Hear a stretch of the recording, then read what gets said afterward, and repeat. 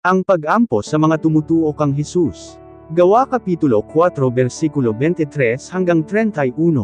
Sa dihang gibuhian na si Pedro ug si Juan mibalik sila didto sa ilang mga kauban, ug gisulti nila kanila kon unsa ang giingon sa kadagkoan sa mga pari ug sa mga pangulo sa mga Hudyo. Pagkadungog niini sa mga tumutuo nagampo sila, Ginoo nga makagagahom sa tanan, ikaw ang naghimo sa langit, sa yuta, sa dagat, ug sa tanang mga butang nga anaa kanila. Pinaagi sa Espiritu Santo gipasulti mo ang among katigulangan nga si David nga imong alagad.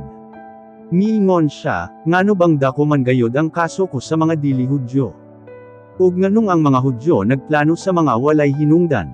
Ang mga hari sa kalibutan ug ang mga pangulo nagtigam ug ng andam aron makig-away batok sa Ginoo ug sa iyang Kristo.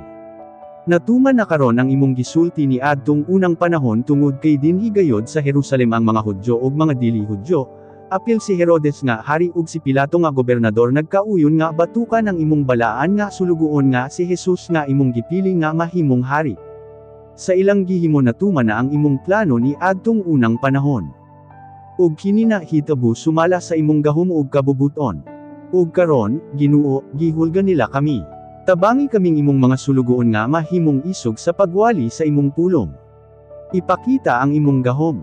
Itugot nga pinaagi sa gahom ni Jesus nga imong balaan nga sulugoon, matambalan namo ang mga masakiton ug makahimo kami sa mga milagro ug mga kahibulungang butang. Human sila magampo, nauyog ang balay nga ilang gitiguman. Gigamhan silang tanan sa Espiritu Santo ug maisugan nga nagwali sa pulong sa Dios.